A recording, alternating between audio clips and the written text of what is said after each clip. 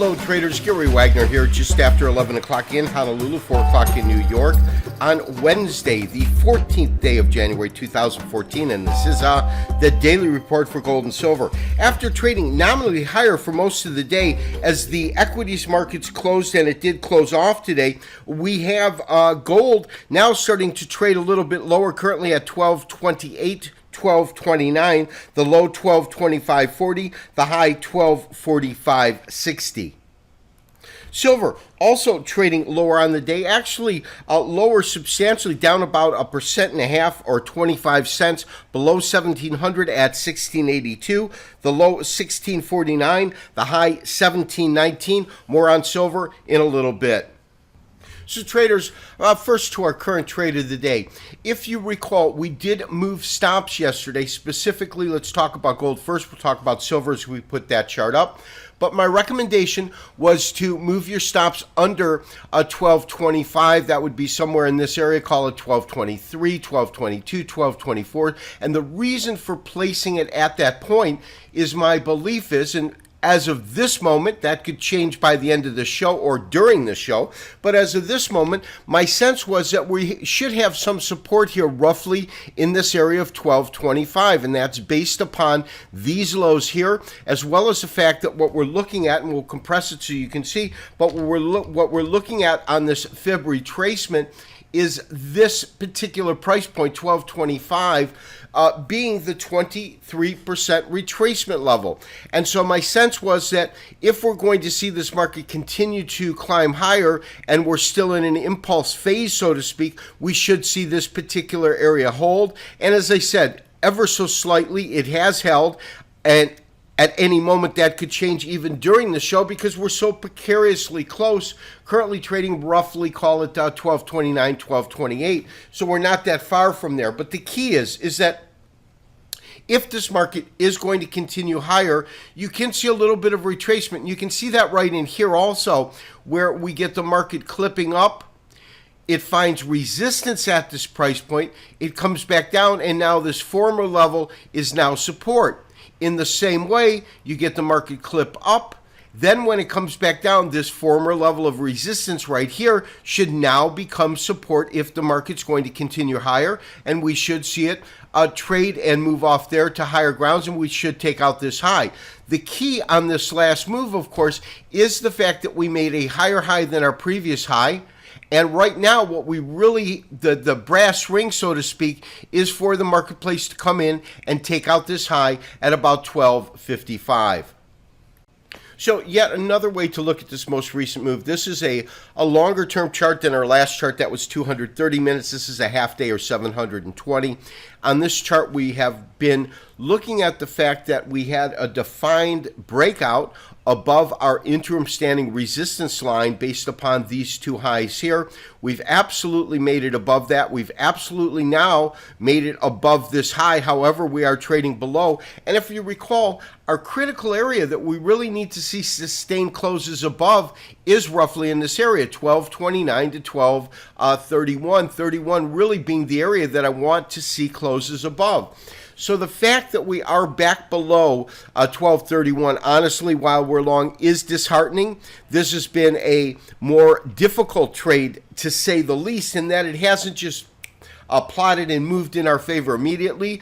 As we got into this trade, we took a little bit of heat, then the market went to our favor, and that's why my rationale behind moving the stop as tight as I did is so that if it in fact does come back into this particular area where we start to see some selling pressure, that we at least pull a little bit of profits, that we protect our equity most importantly.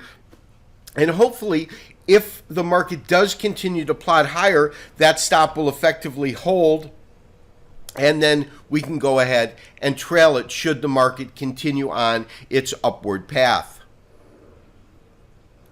So traders, we're looking at our monthly crude oil chart. We had a tremendous spike back up in crude oil today.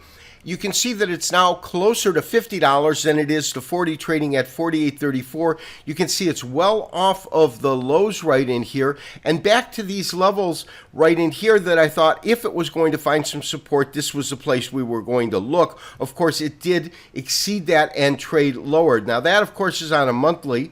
If we move to a weekly, you can see that it's pretty much unchanged, and the daily is really going to show us what it did today.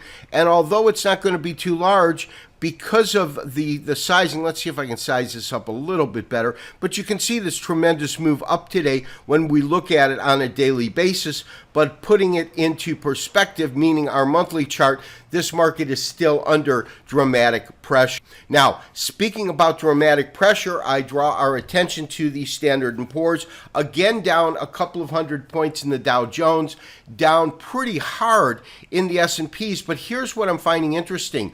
We have identified this last rally as being a rally from roughly 1814 to the new record top up at 2090. We've identified key areas 23 and 38. Now, the last time the market came down, now realize when the market came down, these numbers weren't here because we're fixing it off of this top, not this top. But if you look right now at our 38%, which is 1985, and you look at these lows that have come in recently, in other words, market came back up, came back down, tested this low and found some support. Look how it really flew off of that to really trade off of the lows.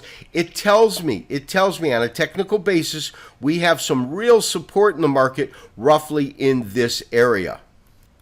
Now, the dollar itself does seem to be at a point in which it could find some resistance, whether it's long-term or short-term resistance, meaning whether or not it finds a consolidating period now in this area and then moves higher, or cannot make it above this point, and this ultimately becomes our resistance area right in here. We're certainly seeing the market react differently at this price point than it has in the past, in that we're currently trading at 92.27, just off of the highs. The highs, I believe, were about 92.70, somewhere around there, so not that far off the highs. We are looking at a weekly chart. We are higher on the week, but very, very slightly. In fact, one of the best ways to look at this most recent move would be through a Japanese average chart. And we've done just that. I've gone ahead and converted our weekly into a Japanese average chart. Really what I want to look at is a comparison of where it's trading compared to the midpoint of last week. When we do it in that format, this weekly chart does not nearly look as weak as it did on the weekly candlestick chart. We certainly see resistance in this area. That's where these highs and tops are coming in. But we still have the absence of a lower wick, which simply means that the entire week it traded at or above the midpoint of the prior week. And it's still, in terms of body size, relatively large compared to all the other ones. It's a good size candle. So it's closed relatively above that midpoint to a degree that shows us that we could still see some dollar strength within the marketplace itself. So traders, we're looking at a monthly chart, spot market of gold, and this is not really a chart that I use for trading or anything, but what I do find interesting in terms of some resistance right here at 1238, that's a 50% retracement, and it is a retracement from 1391 down to, call it 1130. So it's a pretty large retracement area, 50%. That's another technical reason we might be seeing a little bit of congestion right in this area. Silver, even with this dramatic down day, if we're going to see gold recoup, we should see silver recoup. My numbers are staying the same in terms of my top areas. My concern right now is holding above critical support right now, and my recommendation, of course, is to maintain our current stops as well as our long positions in both gold and silver. This has been Gary Wagner, wishing you, as always, good trading. Have a great day. Talk to you tomorrow for another daily update review. Bye-bye.